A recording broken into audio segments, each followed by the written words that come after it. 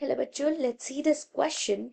This question says, which scientist conducts experiment with 32P and 35S labeled phagus for demonstrating that DNA is a genetic material? A. James D. Watson and FHSC Crick. B. A.D. Hershey and M.J. Chase. C. F. Griffith and D. O.T. Avery, C.M. MacLeod and M. McCarthy. इस question में कहा गया है कि ऐसा कौन सा scientist था जिसने एक्सपेरिमेंट किया फास्फोरस के साथ, जो रेडियो एक्टिव फास्फोरस है, और सल्फर के साथ, फेगस के ऊपर, और पता चला कि डीएनए ये जेनेटिक मटेरियल है. So the key concept for this question is, this experiment is called as Hershey and Chase experiment.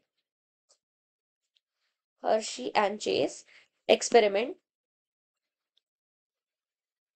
ये किया गया ऑन फेगस, बैक्टीरियोफेगस, जो वायरस है, इफेक्ट करता है बैक्टीरिया पे. फेगस.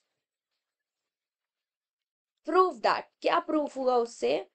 Proof that DNA is a genetic material, कि डीएनए जो है जेनेटिक मटेरियल है, प्रोटीन नहीं. तभी के टाइम पे कंफ्यूजन था कि डीएनए जेनेटिक मटेरियल है या प्रोटीन. सो इन लोगों ने ये कंफर्म कर दिया, प्रूफ कर दिया कि नहीं, डीएनए है वो जेनेटिक मटेरियल. सो इनके एक्सपेरिमेंट में ये था कि P32P जो रेडियो एक्टिव है, ये इन्होंने फेगस के साथ एक कंटेनर में रख दिया, and on the side again S35 which is again radio active, ये फेगस के साथ रख दिया. अब उसके रेडियो एक्टिवनेस, यहाँ पे फॉस्फोरस था तो ये डीएनए को रिएक्ट करेगा क्योंकि डीएनए में फॉस्फोरस होता है. यहाँ सल्फर था तो ये प्रोटीन को रिएक्ट करेगा क्योंकि प्रोटीन में सल्फर होता है.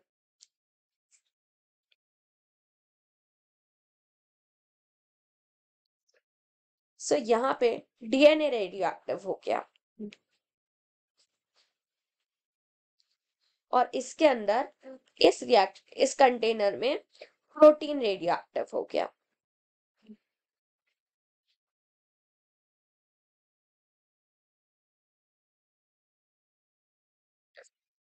सो इसके बाद इन दोनों को अलाउ किया गया अटैच होने के लिए इकोलाई के साथ, क्योंकि ये एक बैक्टीरियोफेगस थे, वो उसे इन्फेक्ट करेंगे. सो इन्हें अटैच किया गया इकोलाई के साथ, जो एक बैक्टीरिया है, और इकोलाई में दिखा कि only DNA is radio active.